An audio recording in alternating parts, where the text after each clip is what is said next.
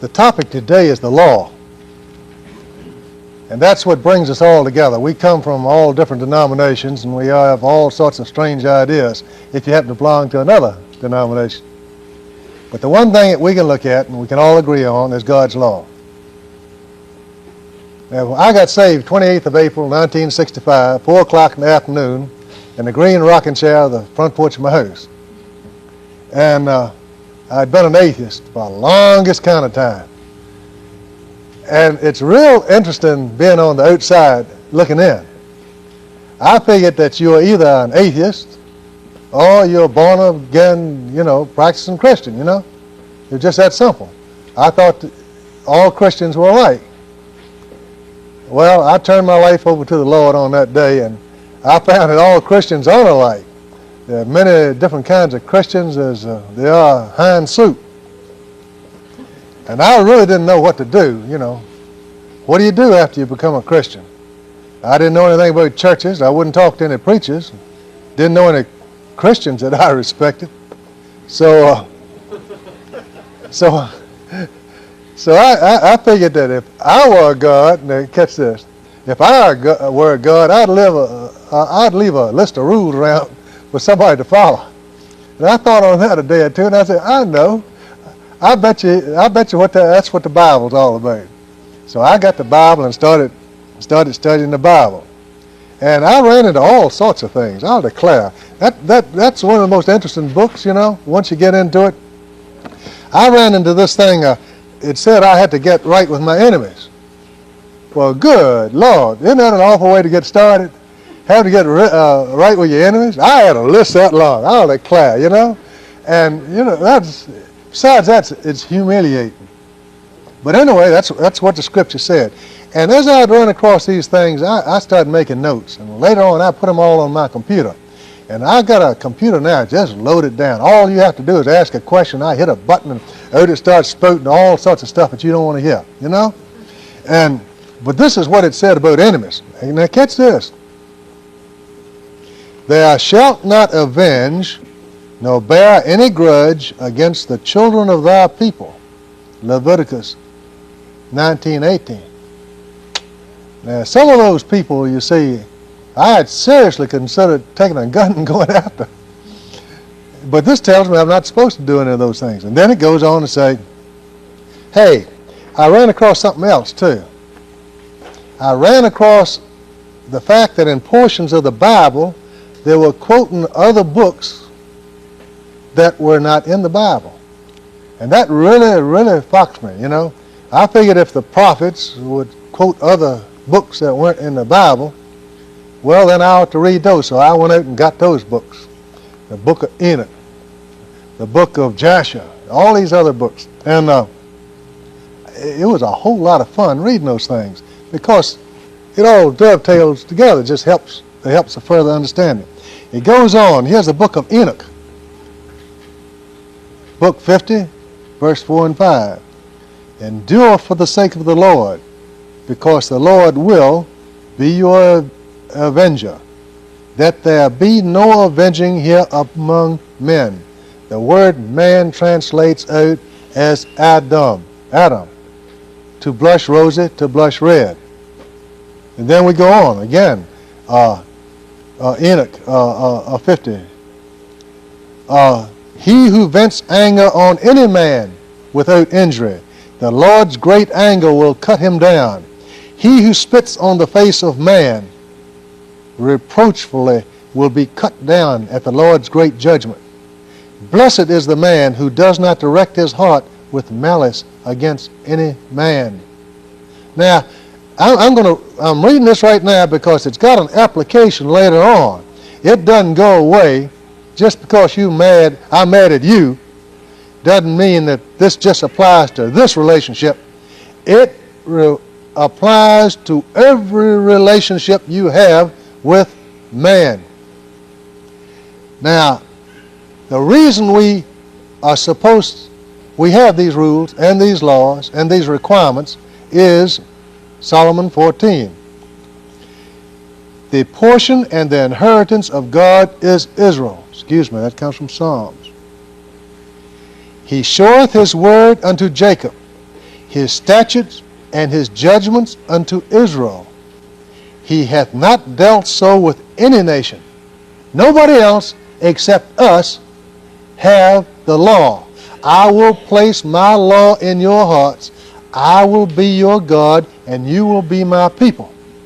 And God has not done that with anyone else. He has given us a name. Our name is Israel, to rule for God, to rule as God. Whenever you get a couple of tribes fighting in Africa and people are getting killed left and right, whose fault is it? It's your fault and my fault. We're supposed to rule that situation. We're supposed to keep peace and tranquility.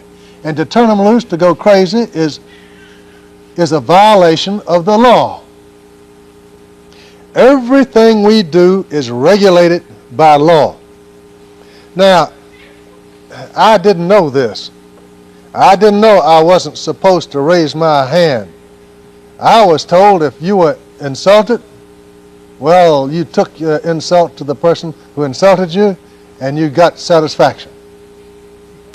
And that was a school I was brought up under. And this tells me something entirely different. Now, I looked around the churches in Lynchburg, Virginia. That's where I live, Lynchburg. And I started going to churches because that was one of the agreements I made with God. I said, I'm not going to say I'm going to believe in God because I really don't. But I'll try, and I'll even go to church on Sunday, you know. And that last part I just tacked on. But once you make these promises, you got to go through with it, see? And that was kind of a hard road to hoe, going to the churches. And I found that these churches, I didn't go to any two of them that were the same. Each one taught something different. And, you know, that was real strange. And I was wondering if the Lynchburg churches, they must be different from the churches in Richmond or Roanoke, someplace else, see? It just must be well, I found out, talking to other people, the churches are that way all over. Well, I really got into the Bible and to the laws if I was going to find out what God really wanted, because goodness sakes, most of the churches in Lynchburg sure didn't tell you anything, nothing at all. I ended up at a place called Thomas Road Baptist Church. Had a young enterprising preacher, you know, who was coming along, and I could kind of tell that boy was going to make good, you know, because he was in there trying real hard. And it was real small when I started going there.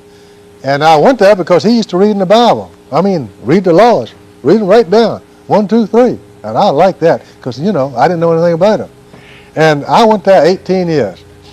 And, while I was there, I forgot to tell you, when I got saved, I was a drunk. And I mean, not a social drinker, a casual drinker. I was a drunk. And I don't think I can elaborate on it any more than say that if I didn't get a drink at a certain time during the day, I was going to get a drink if I had to kick the door down to get it. Now, I didn't start out to be a drunk. I mean, you know, I was just a social drinker. Genuine gentlemen are not drunks, and they don't kick up and carry on at parties, and I never did, even when I was a drunk. And besides, I never liked parties. I just liked the drinking that went along with the parties. And it came on gradually, you know. I don't think I ever had anything to drink till I was 18, because I promised my mother I'd never have a drink till I was 18. That was it. The day I was 18, I took my first drink. And I didn't see anything wrong with it. And many is the time I went to Thomas Road, smashed. And I didn't see anything wrong with it. And Jerry would get up there and he'd preach against drinking, see? And I used to say, I wish he'd quit, you know, meddling in other people's business, get along with preaching. So I started getting in the Bible and trying to dig out what it says about this drinking business. And, you know, I found right smart. It's right smart in there about drinking. All right, now, if we are under law, we're supposed to go by the law. It doesn't mean this is for somebody else. It meant this is for Dick Hoskins. And it's got real personal because this drinking thing I was sort of hung up on, see? And I'd been doing it for a great long time. And this came from Deuteronomy 29:6. Ye have not drunk wine or strong drink, that ye might know that I am the Lord. Ye have not drunk wine or strong drink, that you might know that I am the Lord. In other words, they're saying, if you do drink wine, a strong drink, you might not know that he's the Lord. Well, you know, I said, gee whiz. You mean drinking prevents you from knowing the Lord? Well, I reckon that's what it must say there. And then it goes on, Deuteronomy 19 and 20. And it comes to pass, when he heareth the words of this curse, that he bless himself in his heart, saying, I shall have peace, though I add drunkenness to thirst. The Lord will not spare him, and all the curses that are written in this book shall lie upon him. All the curses in this book, boy, I read, you know, there are right many shall lie on him just because he gets smashed on occasion. I mean, you talk about a party pooper, you know. And besides that, he just didn't understand I had to have a drink on occasion, like every day after work and after supper and before bed and the first thing in the morning. And then I went on and it said this, woe unto him that giveth his neighbor drink, that putteth thy bottle to him, and maketh him drunken also. Habakkuk 2:15. That means if some of my buddies come over to the house, and I put the bottle up there and give him a drink, woe be unto him. That's what that means. That means that I'm not supposed to drink myself, but I'm not supposed to give it to anybody else. It also means that my daughters, when they come to me, Dick Hoskins, say, hey, Dad, can I work up there at the country club? The pay is just real good, you know. I said, sugar, you got to hand out drinks? And they say, yes, Daddy. I said, Habakkuk 2:15. So they've lost some good jobs because of that. Ye are a chosen generation, a royal priesthood, 1 Peter. I didn't know I was a royal priesthood, a chosen generation. The Lord sure is picking mighty low. Of course, I mean, you know, he wasn't really working with very much when he was fooling around with me. Not in those days, I'll declare he wasn't. Neither shall any priest drink wine when they enter into the inner court. Ezekiel 44:21.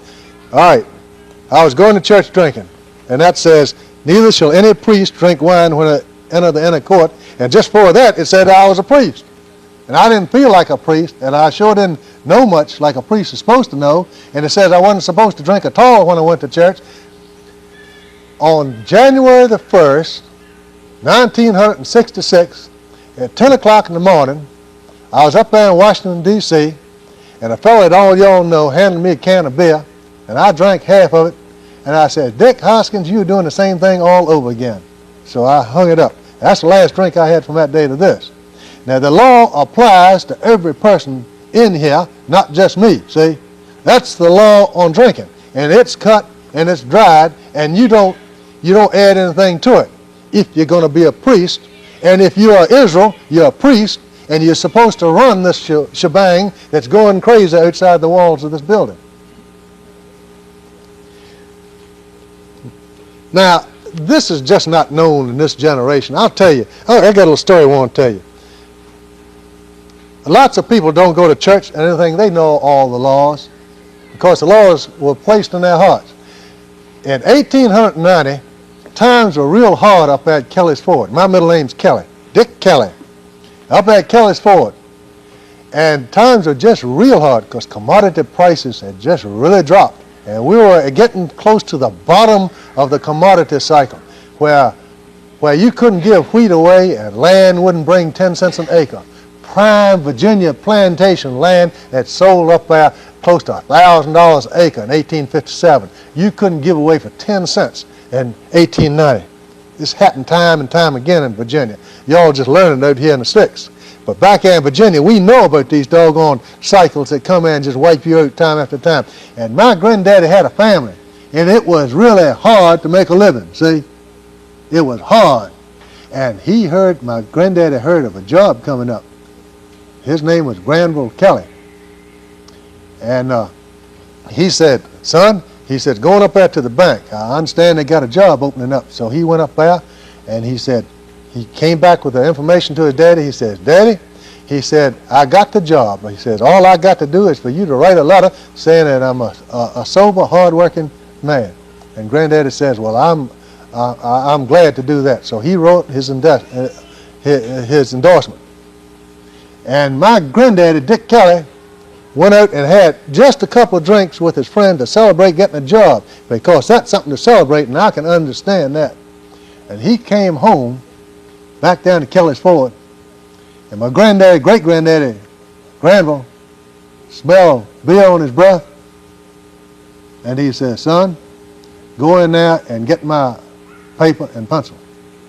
And so he sat down and wrote a letter. Now remember, Dick Kelly had a wife and he had a family. He says, I'm real sorry to have to withdraw my recommendation of my son. He is a hard-working man, but I cannot say that he's sober. Sincerely yours, Granville Kelly. And he mailed it, and my granddaddy, Dick Kelly, didn't get the job. Had to go to Texas. But that raises another story, and I don't want to get into that right now. How my family got into Texas and what they did there. But I'll tell you, it's worth hearing sometime. You asked me during the question and answer period about how come my mother was born in Texas, and that's a real story. I found out about another law. It says, ask and ye shall receive. Now you see, I was coming along. I want to tell you right now, my wife's reaction to all this was, well, not exactly what you would expect. You know, my wife wanted me saved, see, but not that much, you know. So, she wanted some improvements. You understand? She didn't want to overhaul, you know. And I tell you the truth, we came close to having some falling out, over this.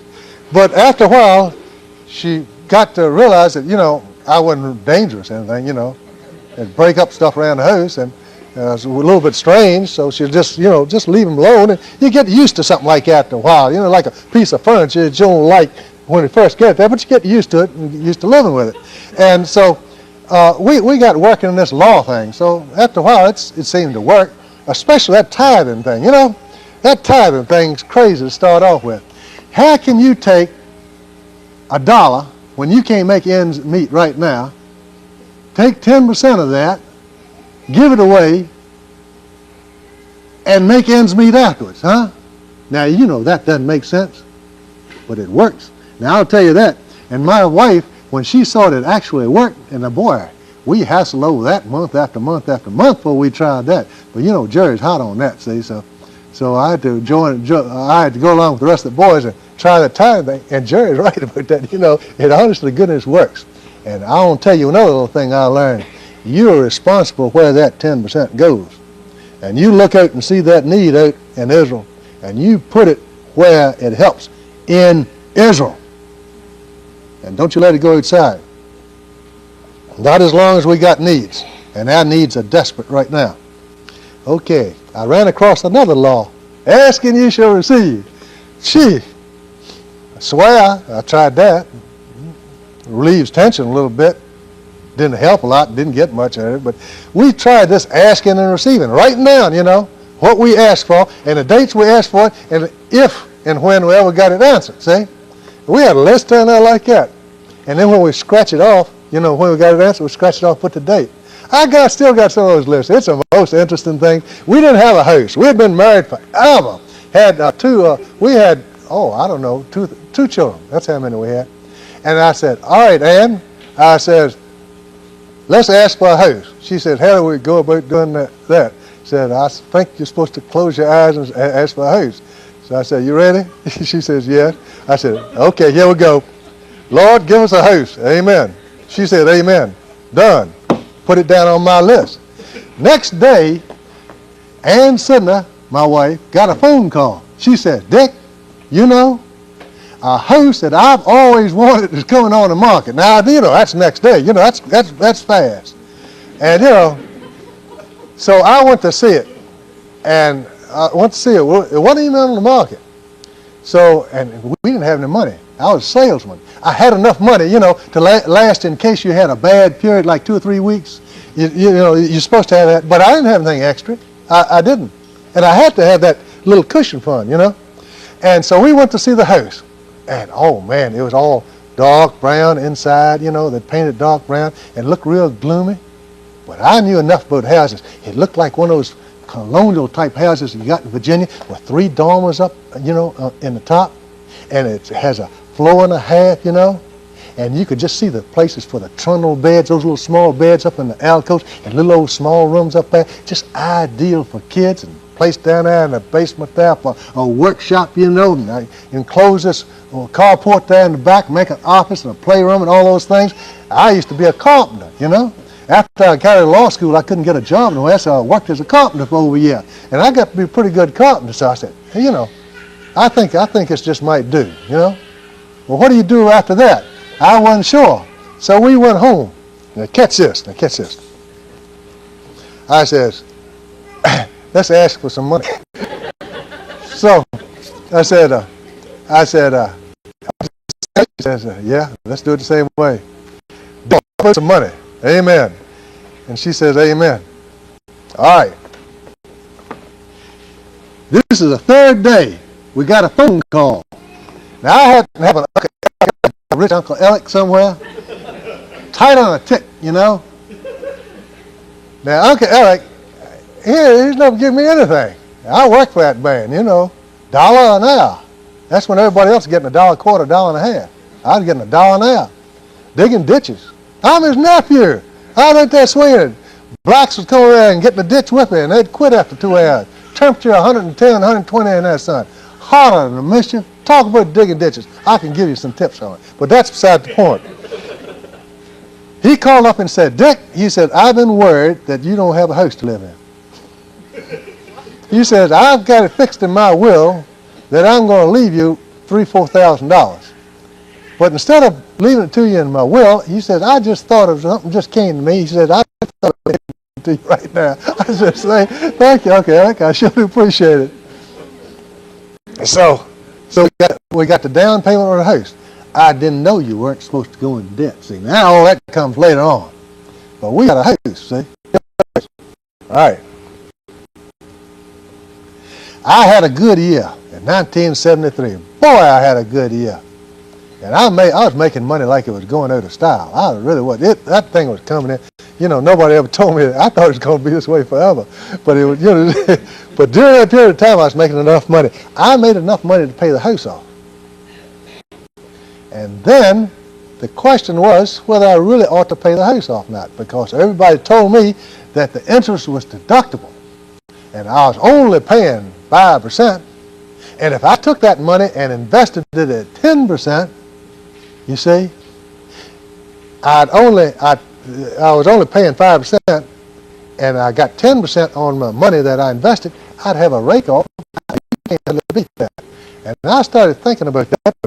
But you know, I ran across that part. It says, "Owe no man anything but love."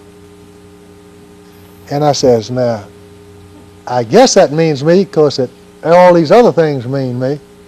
So my wife advised me to go ahead and invest in this 10% investment. And the banks did, and all my best friends did. But I went ahead and paid the 5% note off, and the banker said I was crazy. I don't know if you get that. He said, he looked me right in the eye, and he said, his face was straight. He wasn't even smiling. He says, you're crazy. And so I paid it off.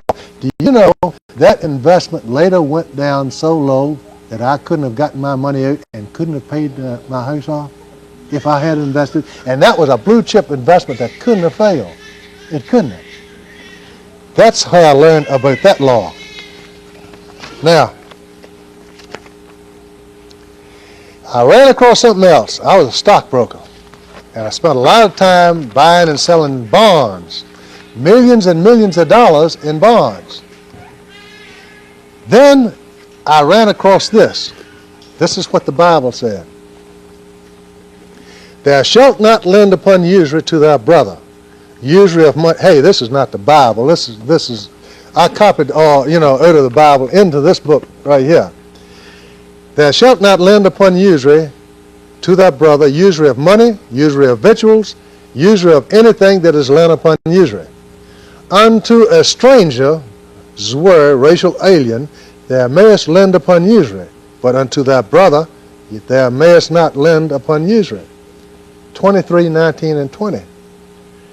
And then it goes on and on and on and on and on about usury. Every page I turned over in the Bible had something about usury. You know, once you get onto something, that's how it is. So I said, Jerry, I said, would you mind coming over to the office? I got a real problem. He said, sure, Dick. So those were the days when Jerry made house calls. And he came over to the office, and we sat down. And I said, now look, Jerry, it says this here, and it says this there, and it says this there. And I said, this is real important to me because I do a lot of business in bonds, usually. I said, does the Bible really mean what it says? And he says, Dick, it sure does. I said, uh-oh. Well, I got to change my ways. So I quit selling bonds, and immediately my income dropped half in half. Well, that's what it called for. 3 weeks after that, Thomas Road Baptist Church issued a series of bonds to build something. Now, really, you know, I thought if sauce for the goose was sauce for the gander. I didn't know that, you know, that it would be wrong for me to make it all right for someone else. And I didn't know that people were saved by faith and they wanted to do anytime they did want it. Now, I'm not saying Jerry's doing that, but that's what it looked like to me, see? So that upset me. I've been going to church there now for 10, 15 years, something like that, maybe 10 years or so. But that was one of the things that sort of upset me about that relationship. And then my bank was bought out by a Jewish bank. You know, all this time everybody was getting interest on their checking accounts and I couldn't. But then a Jewish bank bought out my bank, and then I could take interest from strangers. So, remember that.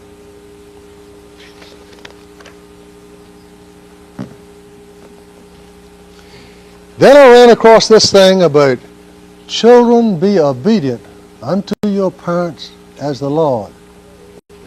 This is important.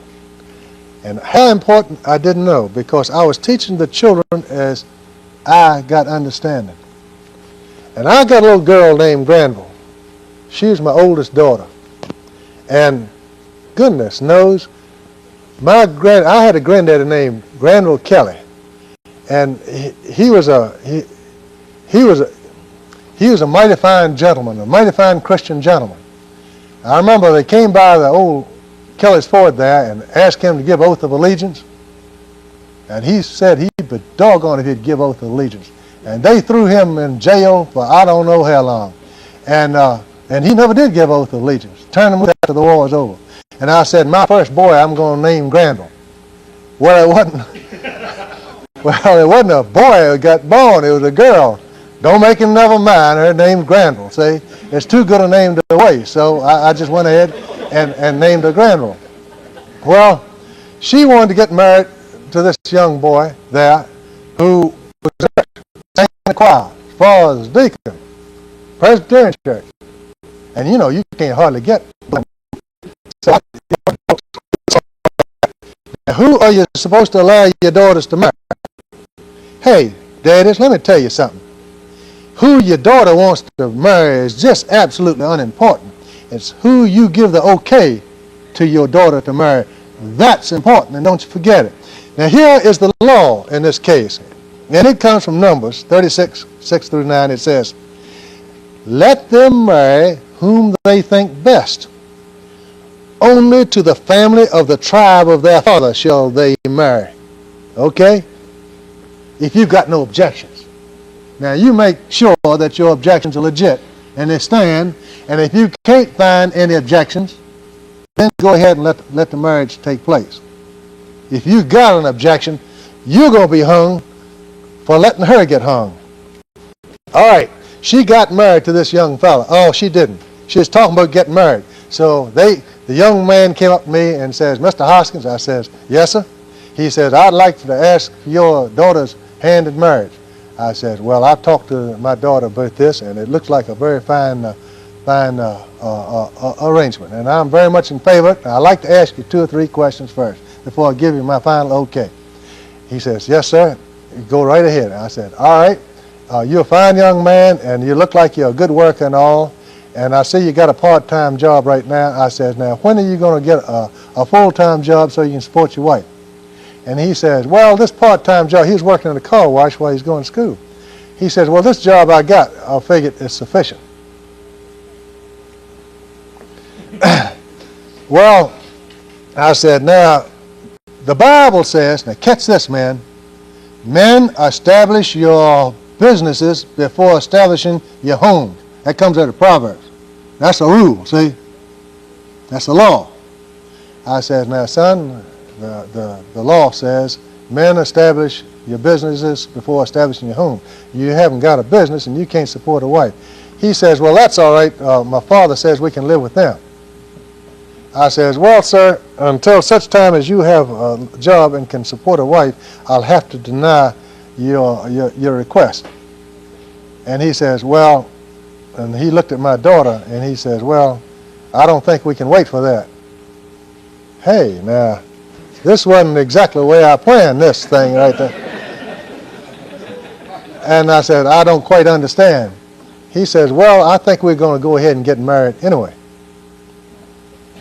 Well, now, I had a rebel here on my hand. Now, I hadn't planned on that, see. The rebels I know something about. I raised 6 of them, and besides myself. And I said, now, hey, Granville, I said, now, you know, a young girl looks at a young boy, and she can't see anything wrong. And I said, sugar, I can't allow that. She said, Daddy, I love you and all like that, but I really don't know what you can do about it. So I called Jerry. Now, you know, Jerry's right about a lot of things. He's wrong about a lot of things, too. And I really didn't know how to handle that. And he's given me some good advice. I'll tell you some bad advice he's given me, but I'll tell you some good advice he's given me, too. He says, Dick, he says, if you are right in this case, don't ever back down. You right up to the wire. You stand your ground and don't back down. Okay. So I told my daughter, I says, now, you can't live with us. The father-in-law said they could live with him. All right. I said, I'm not going to give you a wedding. My father-in-law said, I'll give you a wedding. I said, I'm not going to give you away at the wedding. The future father-in-law said, the other one said, he's going to give away. So everywhere I turned, they were cutting the ground out from underneath me. And it got real difficult. And they started trying to find preachers that would agree with their stand. They couldn't even find any apostate preachers in Lynchburg who would take a stand on that, you know. So it came right down to the wire. My daughter had issued announcements. You know, she put these announcements up and sent them out all over the countryside. Wedding gifts were pouring into the house, see? And I made it known to all and sundry I was not in favor of that thing. And it got so uncomfortable around the house, I'll declare my heart was breaking. That my daughter moved out. She went down to live with some friends in the country. And I was going to work. And I can remember just like it was yesterday. I said I was going on to work, and it came, I ought to go to work. I ought to go on down in the country and talk to her one more time. So I said, doggone, I'm going to do it. So, you know, to keep peace, I think I'd have done most anything. But I went on down there anyway. I drove down there to Charlotte Courthouse. And I got Granville in the car, and we were driving back to Lynchburg. I said, Sugar, I says, I brought you up to obey the law. Your daddy's wrong a lot of times, but I mean you well, and I mean the very best I can, and I really would appreciate it if you would put your obedience back in the hands of your daddy. And she says, all right, Daddy. So, all of a sudden, I had her obedience back. She was not authorized to take her allegiance to me away until I gave it away. But she took it away from me, see? Okay, now she'd come back under my wing. Well, I got her back to Lynchburg and got her to town just as fast as I can with my mother. And I went to see that young buck and delivered a, goodbye letter and all. Well, that young buck, he happened to be yay tall and yay broad, see? And he came up to see me. And that was all right, because I just happened to be in the right there. But my daughter stood by it, right straight on through. 2 weeks later, he met another girl and married her. Had 2 children by her and divorced her and married again.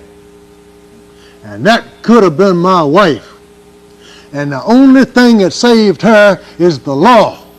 It's the umbrella that we are under, and if you ever get out from under the umbrella, you're on your own. And anything can happen to you and fall into heaven and squash you like a bug, as you deserve to be squashed because you decided on your own to walk out from underneath the law. Now, we have gone through this law thing time and time again in our family, and it has always worked. Know the law. Study the law. That's the only thing that counts. All right, now, this last year, this marriage thing now is coming all unglued all across the country. I got people this last year, a whole flock of people come up and ask my opinion about mixed marriages. There are mixed marriages around. What should be done about it? What is the law saying about it? Well, goodness gracious sakes, there is more written on mixed marriages than anything else in the Bible I know of except maybe money.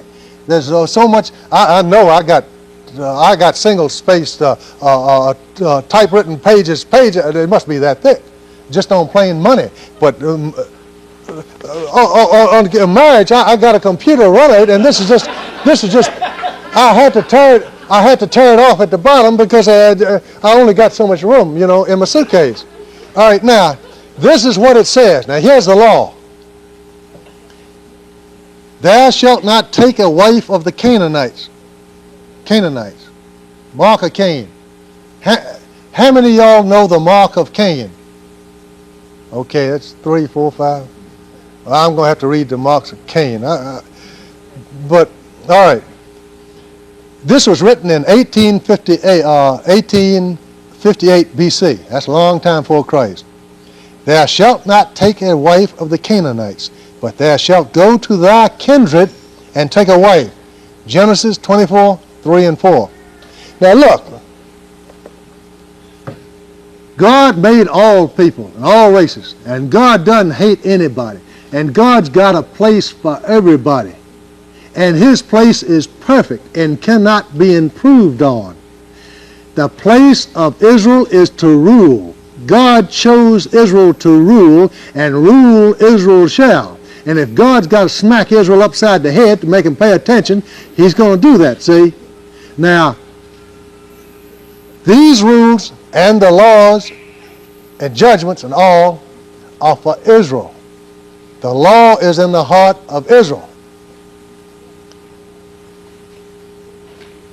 Else, if you do in any wise go back and cleave unto the remnant of these nations, even these that remain among you, and shall make marriages with them, and go into them, and they unto you, know for a certainty that they shall be snares and traps unto you. Joshua 23, 12 and 13. I'm just spotting this down because I don't have time to read it all. Now, suppose that you do have a situation where there's marriage. What do you do then? It's cut and dried. It's not open to dispute. Separation. Now it came to pass when they had heard the law that they separated from Israel all the mixed mongrel, mixed breed, multitude. Nehemiah 13:3. And the seed of Israel separated themselves from all strangers. Nekah, strange, alien, racial alien. Nehemiah 9:2. I am Yahweh, your God, which has separated you from other people. Leviticus 20:24. But I had women coming up to me this last year, lots of them, who were already married to aliens. and who had children by them. What do you do in that case? I've got one letter from a very prominent identity preacher who said the marriage should stay as it is and go ahead and live with them forever. I've got two other letters from some of these other preachers, from identity preachers, saying, well, you ought to pray over this. You know, you ought to be very careful and pray over this.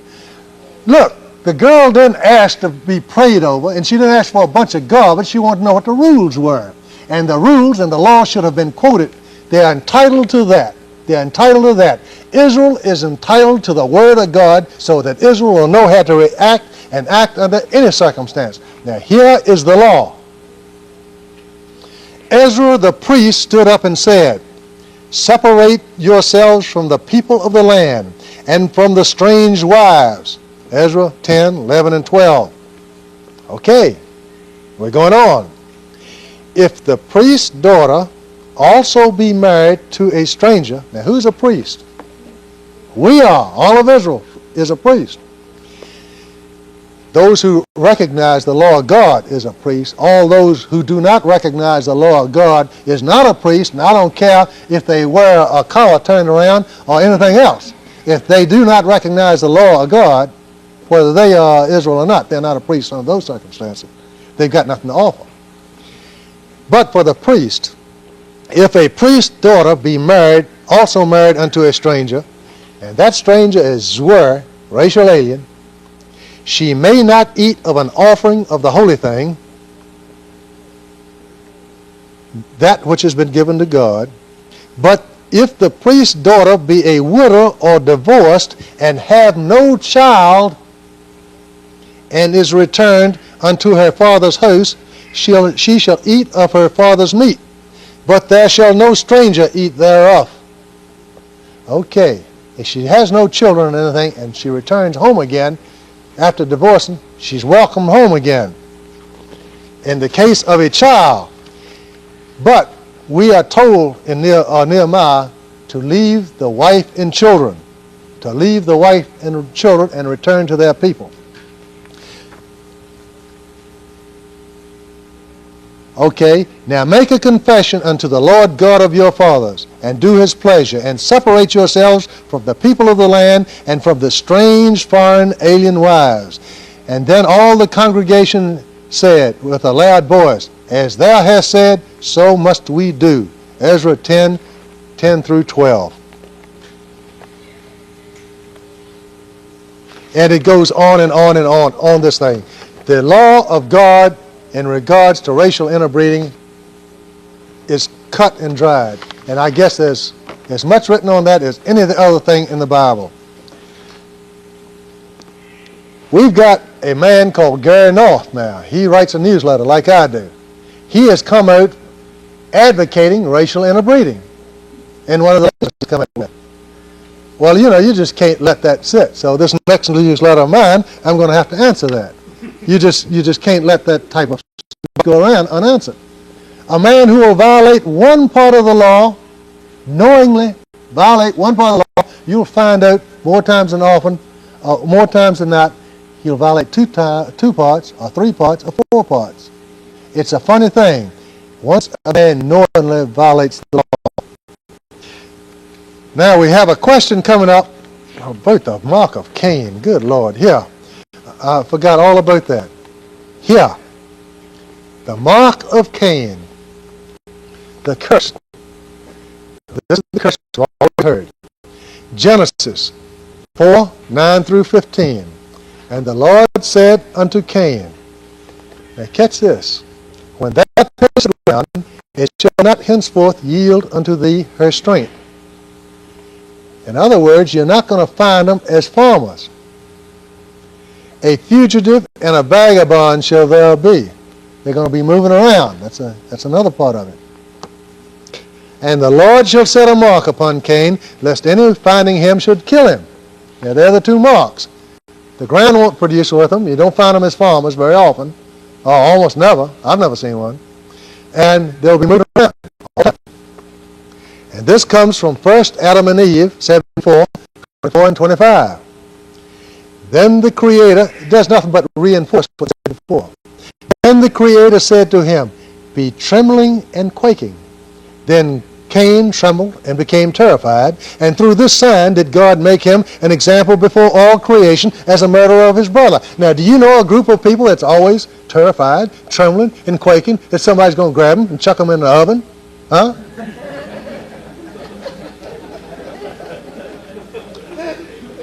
Now, Joshua 1, 1 Joshua 31:32.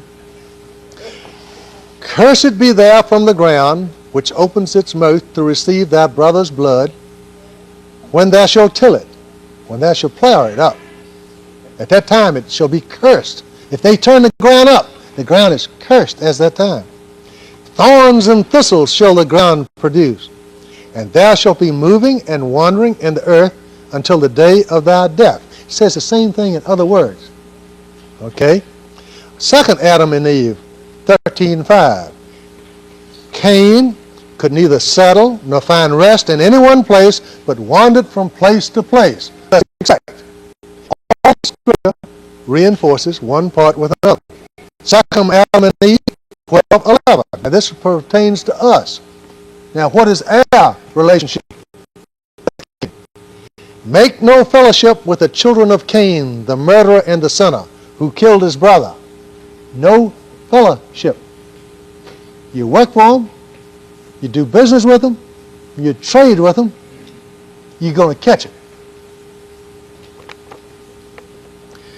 Second Adam and Eve, 13:2. For among the children of Cain was much robbery, murder, and sin. Meanwhile, Cain, ever since God had cast him off and had cursed him with trembling and terror, which it must be a terrible curse. All the time, the children of Cain are always sweating and worried that somebody is after them. They could neither find rest in any one place, but wandered from place to place. It's seldom if you find a Canaanite that stays in the same place more than just a few years, a few short years. Occasionally a generation. Sometimes 2 generations. But I've never seen one stay in the same place 3 generations. That's just my observations. And then command thy people not to hold intercourse with the children of Cain, and not to learn their ways. For I am a God who loves, not hatred, and the works of iniquity. Adam and Eve 19:4. Now, right now, we've got to break for lunch. But I want to continue this because we've got something real good starting up this afternoon. Well, whenever, the next time I speak. We just don't know when I'm going to speak right now. We're in a fluid